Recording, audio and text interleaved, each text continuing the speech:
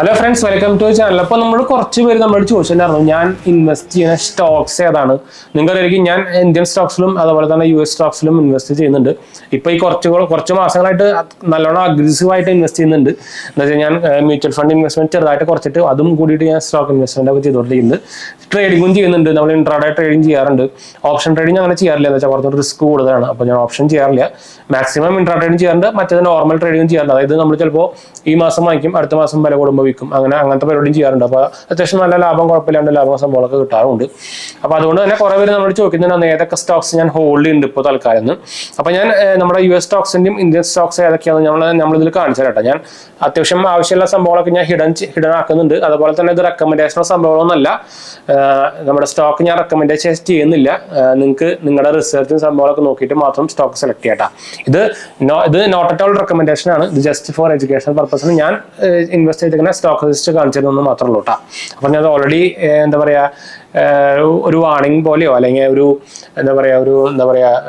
Disclaimer പോലെ already ഞാൻ എടുത്ത് പറഞ്ഞു മാത്രം. എന്ന് വെച്ചാൽ നിങ്ങൾക്ക് അറിയാം, പുതിയ സെബിയുടെ റൂൾ അനുസരിച്ച് ഇതൊന്നും റെക്കമെൻഡ് ചെയ്യാൻ പാടില്ല.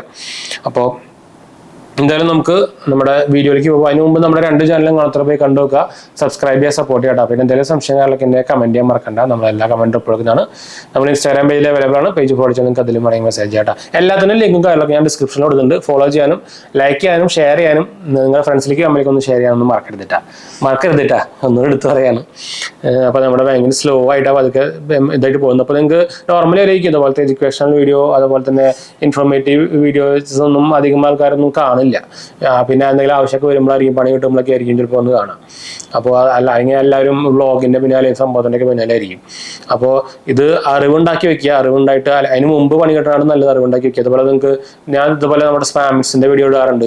അപ്പോൾ ഇതുപോലെ ഇൻസ്റ്റാഗ്രാമിൽ നടക്കുന്ന സ്പാംസിന്റെ വീഡിയോ എനിക്ക് ഒരു ദിവസം ഒരു മിനിമം 2 ഇതുപോലെ പെട്ടു എന്ന് പറഞ്ഞിട്ട് നമുക്ക് കമന്റ് ചെയ്യാറുണ്ട്. എൻ്റെ ഇൻസ്റ്റാഗ്രാമിന്റെ ഇതിന്റെ അടിയിലോ അല്ലെങ്കിൽ ഈടാക്കൽ പോർട്ടലിലോ എല്ലാത്തിനും ജസ്റ്റ് കമന്റ് സെക്ഷനിൽ പോയി നോക്കിയാൽ ഞാൻ അറിയാം. അതല്ലാണ്ട് എനിക്ക് ഇൻസ്റ്റാഗ്രാമിൽ കമന്റ്സ് ആയിട്ട് തന്നെ ഇഷ്ടംപോലെ വരുന്നുണ്ട്. എന്താ ചെയ്യുക. അപ്പോൾ ഇതൊക്കെ ഒരു അവയർനെസ് ഇല്ലാത്തതുകൊണ്ടാണ്. അപ്പോൾ ഇങ്ങനത്തെ വീഡിയോസ് ഒക്കെ ഒന്ന് കാണുക, നിങ്ങൾക്ക് ഫ്രണ്ട്സിലേക്ക് വേണ്ടി ഒന്ന് ഷെയർ ചെയ്യുക. അപ്പോൾ എൻ്റെ വീഡിയോസ് മാത്രം കാണണം എന്നല്ല ഞാൻ പറയുന്നത്. ഇതുപോലത്തെ ഇൻഫോർമേറ്റീവ് ആയിട്ടുള്ള എന്താ പറയുക, അറിവ് തരുന്ന വീഡിയോസും കൂടി കാണുക. ബാക്കിയുള്ളവരുടെ വീട്ടിൽ നടക്കുന്ന എന്താ വെച്ചാൽ ഇപ്പോൾ എനിക്ക് തോന്നുന്നത് ഇപ്പോൾ റീസെന്റ് ഒരു പുതിയ സർവേ നടത്തിയതിൽ ഏറ്റവും കൂടുതൽ വ്യൂസ് വരുന്നത് ഈ എന്താ പറയുക ഡെയിലി വ്ളോഗ്സ് ചെയ്യുന്ന ആൾക്കാർക്കാണ്, അവരുടെ വീട്ടിലത്തെ സംഭവങ്ങളൊക്കെ. അപ്പോൾ അത് നോർമലി ഇത് നമ്മുടെ കേരളത്തിലുള്ള ഒരു സംഭവമാണ്. അപ്പുറത്തെ വീട്ടിൽ എന്താ സംഭവിക്കുന്നത് അറിയാനുള്ള ഒരു ഇത്, അതിനാണ് ഏറ്റവും കൂടുതൽ വ്യൂസ്. ഇപ്പോൾ റീസെന്റ് തന്നെ യൂട്യൂബ് തന്നെ പുറത്തോട്ട് ഒരു സർവേ വരുന്നത്. അതിൽ വന്നേക്കുന്നത് ഏറ്റവും കൂടുതൽ വ്യൂസ് വന്നേക്കുന്നതും ഡെയിലി വ്ളോഗേഴ്സിനാണ്. ഇപ്പോൾ ട്രാവൽ വ്ളോഗേഴ്സിനൊന്നുമല്ല, ഡെയിലി വ്ളോഗേഴ്സിനാണ്. വീട്ടിലത്തെ സംഭവങ്ങളൊക്കെ ചെയ്യുന്ന ആൾക്കാരുണ്ടല്ലോ അവർക്ക്. അപ്പോൾ അതാണ് അവസ്ഥ. അപ്പോൾ എന്തായാലും നമുക്ക് അപ്പോൾ ഞാൻ ഒന്നുകൂടി പറയട്ടെ, നമ്മുടെ ഇത് എന്താ പറയുക, അപ്പം എൻ്റെ ഒരു യൂട്യൂബിൻ്റെ ഇത് നോക്കിക്കഴിഞ്ഞാൽ എൻ്റെ ഇൻകത്തിൻ്റെ ഒരു 5 to 10% മാത്രമേ എനിക്ക് വരുന്നുള്ളൂ യൂട്യൂബിൽ നിന്ന് ഇൻകം. നമ്മളൊരു എൻ്റെ ജോബ് ഇതായതുകൊണ്ടും ഞാൻ പഠിച്ചിരിക്കുന്നത് ഇതായതുകൊണ്ടും ഞാൻ ഫിനാൻസിലാണ് ഇപ്പോൾ വർക്ക് ചെയ്യുന്നത്. ഫിനാൻസ് അനലിസ്റ്റ് ആണ്, മാനേജറാണ്. അതുപോലെ തന്നെ MNCയിലാണ് വർക്ക് ചെയ്യുന്നത്. അതുപോലെ തന്നെ നമ്മൾ ബിസിനസ്സിലും ഉണ്ടും ചെയ്യുന്നുണ്ട്. ബിസിനസ്സും ഞാൻ ചെയ്യുന്നുണ്ട്. അപ്പം നോക്കിക്കഴിഞ്ഞാൽ ഞാൻ വർക്കിങ്ങും ആണ്, ബിസിനസ്സും ആണ്, എന്റർപ്രണറാണ്. അപ്പോൾ അതുപോലെ തന്നെ നമ്മൾ ഞാൻ നോർമൽ ഡിഗ്രി ചെയ്തിരിക്കുന്നത് BTech കമ്പ്യൂട്ടർ സയൻസ് ആണ്. അപ്പോൾ നമ്മൾ ടെക്കും ചെയ്യുന്നുണ്ട്. അപ്പോൾ ഞാൻ ടെക്കും ഫിനാൻസുമാണ് നമ്മുടെ ചാനലിൽ നമ്മൾ ചെയ്യുന്നത്. അപ്പോൾ നമ്മൾ പഠിച്ചെന്തും നമ്മൾ വർക്ക് ചെയ്യുന്ന സെക്ഷനിലാണ് നമ്മൾ വീഡിയോ ചെയ്യുന്നത്. അപ്പോൾ അതൊരു പാഷന്റെ പുറത്ത് നമ്മളിങ്ങനെ ഡെയിലി വീഡിയോ ഇട്ട് പോവാണ്. അപ്പോൾ അതുകൊണ്ട് ബോറടിക്കുന്നില്ല എന്ന് മാത്രമേ ഉള്ളൂ. ബോറടിക്കുന്നില്ല എന്നല്ല, നമ്മുടെ ഒരു പാഷൻ ഉള്ളത് കൊണ്ട് തന്നെ നമ്മളത് കണ്ടിന്യൂ ചെയ്ത് പോകുന്നത് മാത്രമല്ല. എന്ന് വെച്ചാൽ ബാക്കിയുള്ള ഇപ്പോൾ ഞാൻ ഇതുപോലെ പറഞ്ഞ പോലെ തന്നെ ഇപ്പോൾ ഡെയിലി വ്ളോഗേഴ്സ് അതുപോലെയൊക്കെ നോക്കിക്കഴിഞ്ഞാൽ നമ്മുടെ വ്യൂസ് ഒക്കെ ഭയങ്കര കുറവാണ്. എനിക്ക് തോന്നുന്ന ഒരു മാസത്തിൽ ഒരു 5 മില്യണോ അല്ലെങ്കിൽ ഒരു 10 മില്യണോ ഒക്കെ മാക്സിമം പോയിട്ടുണ്ടായിരിക്കും. അപ്പോൾ മറ്റോരെ നിങ്ങൾക്ക് അറിയായിരിക്കും, ചിലപ്പോൾ ഒരു വീഡിയോസിന് തന്നെ 1 മില്യൺ ഉണ്ടായിരിക്കും. അപ്പോൾ അതാണ് ഡിഫറൻസ് വരുന്നത്. അപ്പോൾ എൻ്റെ മാത്രമല്ല, ഇപ്പോൾ ടെക് വീഡിയോസ് ഇടുന്നവരുടെയും അതുപോലെ തന്നെ ഇതുപോലെ ഇൻഫോർമേറ്റീവ്സ് വീഡിയോ ഇടുന്നവരുടെ എല്ലാവരുടെയും സ്ഥിതി തന്നെയാണ്. അപ്പോൾ അതുകൊണ്ട് ഞാൻ എടുത്ത് പറഞ്ഞത് മാത്രമല്ല കേട്ടോ. അപ്പോൾ എന്തായാലും നമുക്ക് നമ്മുടെ സ്റ്റോക്ക് സെക്ഷനിലേക്ക് പോകും. അപ്പോൾ ഇതിൽ മുമ്പ് ഗ്രോയിൽ എങ്ങനെയാ സ്റ്റോക്ക് വാങ്ങിക്കേണ്ടതെന്നൊക്കെ നമ്മൾ ഒരു വീഡിയോയുടെ നമ്മൾ പറഞ്ഞിട്ടുണ്ടായിരുന്നു. ഞാൻ ആക്ച്വലി ഗ്രോയിൽ സ്റ്റോക്സ് വാങ്ങിക്കാറില്ല, ഇന്ത്യ മണിയിലാണ് വാങ്ങിക്കാറ്. ഞാൻ ചുമ്മാ അത് വേണമെങ്കിൽ ഒരു ഡെമോ പോലെ കാണിച്ച് വേറെ സെപ്പറേറ്റ് വീഡിയോയിൽ കാണിച്ചു തരാം കേട്ടോ. അതെങ്ങനെയാണ് നമ്മൾ കുറച്ച് കമന്റ്സ് വന്നിട്ടുണ്ടായിരുന്നു, അത് എങ്ങനെയാണ് വാങ്ങിക്കുന്നത് കാണിച്ചു തരാൻ വന്നിട്ട് ഒരു വീഡിയോ ചെയ്യാൻ വന്നിട്ട്. അപ്പോൾ ഞാൻ സെപ്പറേറ്റ് വേറെ ചെയ്യാം കേട്ടോ.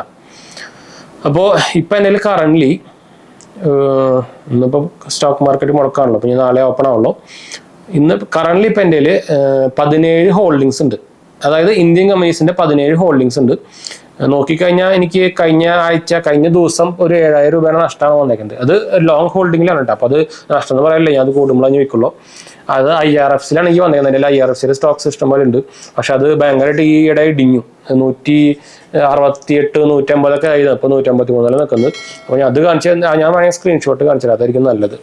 ഞാൻ സ്ക്രീൻഷോട്ട് ഇവിടെ ഇടാം കേട്ടോ. ഇതിൽ നമുക്ക് കാണിച്ചാൽ ചിലപ്പോൾ ക്ലിയർ ആവണമെന്നില്ല, എന്ന് വെച്ചാൽ അത് വൈറ്റ് ബാക്ക്ഗ്രൗണ്ടിൽ വരുന്നതാണ്. അപ്പോൾ എൻ്റെ ആദ്യത്തെ തന്നെ IRFC ആണ് ഞാൻ മെയിനായിട്ട് ഹോൾഡ് ചെയ്യുന്നത്. പിന്നെ സൗത്ത് ഇന്ത്യൻ ബാങ്ക് ഹോൾഡ് ചെയ്യുന്നുണ്ട്, ഇന്ത്യൻ ഓയിൽ ഹോൾഡ് ചെയ്യുന്നുണ്ട്, പിന്നെ സ്റ്റീൽ എക്സ്ചേഞ്ച് ഇന്ത്യ എന്ന് പറഞ്ഞ ഒരു പെന്നി സ്റ്റോക്ക് ഹോൾഡ് ചെയ്യുന്നുണ്ട്. എൻ്റെ ഒരു 3-4 പെന്നി സ്റ്റോക്കുകൾ ഉണ്ടെന്ന് വെച്ചാൽ പെന്നി സ്റ്റോക്കുകൾ അത്യാവശ്യം നല്ല പെന്നി സ്റ്റോക്ക് നോക്കി ഇൻവെസ്റ്റ് ചെയ്യുകയാണെങ്കിൽ നിങ്ങൾക്ക് ലോങ് ടൈമിൽ ചിലപ്പോൾ അത് ഒരു ഡബിൾ ആയാൽ തന്നെ നിങ്ങൾക്ക് ചെറിയ എമൗണ്ട് ഉള്ളൂ. അപ്പോൾ ചിലപ്പോൾ ഒരു രൂപയുടെ സ്റ്റോക്ക് അല്ലെങ്കിൽ 5 രൂപയുടെ 10 രൂപയുടെ സ്റ്റോക്കൊക്കെ ആണെങ്കിൽ ചിലപ്പോൾ അത് 100 രൂപ ആയാൽ തന്നെ നമ്മളിലേക്ക് ഭയങ്കര ലാഭം വരും. അത് ലോങ് ടൈമിലാണ് കേട്ടോ, പെട്ടെന്നൊന്നും വരില്ല. ഇതൊക്കെ ഭയങ്കര പെന്നി സ്റ്റോക്കുകളാണ്. അത്രയും പ്രൈസ് ഉള്ളൂ. ഇപ്പോൾ ഈ സ്റ്റീൽ എക്സ്ചേഞ്ച് ഇന്ത്യ എന്ന് പറയുന്നതിന് ഇപ്പോൾ 15 രൂപയുള്ളൂ. ഞാൻ വാങ്ങിച്ചത് എനിക്ക് 10 രൂപ ആക്കിയപ്പോഴാണ് ഞാൻ വാങ്ങിച്ചത്. ഇപ്പോൾ എനിക്ക് 5 രൂപ ലാഭം വന്നു. പിന്നെ ഉള്ളത് എൻ്റെ സാമവർദ്ധന മദേഴ്സൺ ഇന്റർനാഷണൽ ലിമിറ്റഡിന്റെ സ്റ്റോക്സ് ഉണ്ട്. പിന്നെ വേറൊരു പെന്നി സ്റ്റോക്ക് ഉണ്ട്, GTL ഇൻഫ്രാസ്ട്രക്ചർ ലിമിറ്റഡ് എന്ന് പറയുന്നത്. അതും അത്യാവശ്യം കുഴപ്പമില്ലാത്തൊരു പെന്നി സ്റ്റോക്കാണ്. ഒരു സ്റ്റോക്കിന് 2 രൂപയുള്ളൂ. ഞാനത് 1 രൂപ വാങ്ങിച്ചു വെച്ചിട്ടുണ്ടായിരുന്നു. അപ്പോൾ അത് 2.40 പിന്നെ ഞാൻ 2-3 ETF ചെയ്യുന്നുണ്ട്. നിപ്പോൺ ഇന്ത്യ ETF ഗോൾഡ് ബീസിൽ ചെയ്യുന്നുണ്ട്. ICICI പ്രൊഡൻഷ്യലിൽ IT ETF ചെയ്യുന്നുണ്ട്. ETF എന്ന് പറഞ്ഞാൽ ഒരു മ്യൂച്വൽ ഫണ്ട് പോലെ തന്നെയാണ് കേട്ടോ. കുറേ കമ്പനീസുകളുടെ കൂടിയിട്ട് അത് മ്യൂച്വൽ ഫണ്ടിന്റെ പരിപാടി തന്നെയാണ്. പക്ഷെ നമുക്കത് സ്റ്റോക്ക് പോലെ വാങ്ങിച്ചു വെക്കാം. ഇത്ര ഒരെണ്ണം ഒരു ETF വാങ്ങിച്ചു വെക്കാം, 2 ETF. എന്നുവെച്ചാൽ അത് കുറച്ചും കൂടി സേഫ് ആണ്, ഭയങ്കരമായിട്ട് ഇടിയില്ല. എന്ന് വെച്ചാൽ ഇതെല്ലാം തന്നെ കൂടി ആവറേജ് ആയിരിക്കും. നമ്മുടെ മ്യൂച്വൽ ഫണ്ടിൽ എങ്ങനെയാണ് അവരെ ഒരു റേറ്റ് തീരുമാനിക്കുന്ന ഒരു യൂണിറ്റിന്, അതുപോലെ തന്നെ അതിൽ സംഭവമായിരിക്കും കേട്ടോ. പിന്നെ ടാറ്റ സ്റ്റീൽ ഞാൻ ഹോൾഡ് ചെയ്യുന്നുണ്ട്. പിന്നെ ഒരു REIT, അതായത് നിങ്ങൾക്കറിയാം റിയൽ എസ്റ്റേറ്റ് നമുക്ക് സ്റ്റോക്സിൽ വേണമെങ്കിൽ ഇൻവെസ്റ്റ് ചെയ്യാൻ പറ്റും. REIT ഞാൻ മൈൻഡ് സ്പേസ് ബിസിനസ് പാർക്കിൽ ഇൻവെസ്റ്റ് ചെയ്യുന്നുണ്ട്. പിന്നെ വേറെ പിന്നെ സ്റ്റോക്ക് എൻ്റെ വികാസ് ലൈഫ് കെയർ ലിമിറ്റഡ് ഉണ്ട്. അതിന് 7 രൂപ ഉള്ളൂ. അത് വലിയ ലാഭം വന്നിട്ടില്ല, അത് എനിക്ക് ലോസിലാണ് കിടക്കുന്നത്. പിന്നെ അശോക് ലൈലാൻഡിൽ എൻ്റെ ഉണ്ട് സ്റ്റോക്ക്. പിന്നെ IDFC ഫസ്റ്റ് ബാങ്ക് ഉണ്ട്. പിന്നെ L&T ഫൈനാൻസ് ഹോൾഡിങ്സിന്റെ സ്റ്റോക്കിലുണ്ട്. പിന്നെ വേറെ Penny stock NCL research and financial service, അത് 0.75 പൈസ ഉള്ളൂ ഒരു സ്റ്റോക്കിന്, അതുണ്ട്. പിന്നെ NHPC ലിമിറ്റഡ്, അതൊക്കെ ഗവൺമെന്റ് കമ്പനിയാണ്. NHPC national hydro power corporation, അതിൽ ഹോൾഡ് ചെയ്യുന്നുണ്ട്. പിന്നെ മദർസന്റെ തന്നെ സുമി വയറിംഗ് ഇന്ത്യ ലിമിറ്റഡിൽ ഞാൻ ഹോൾഡ് ചെയ്യുന്നുണ്ട്. അപ്പോൾ ഇതാണ് എൻ്റെ 16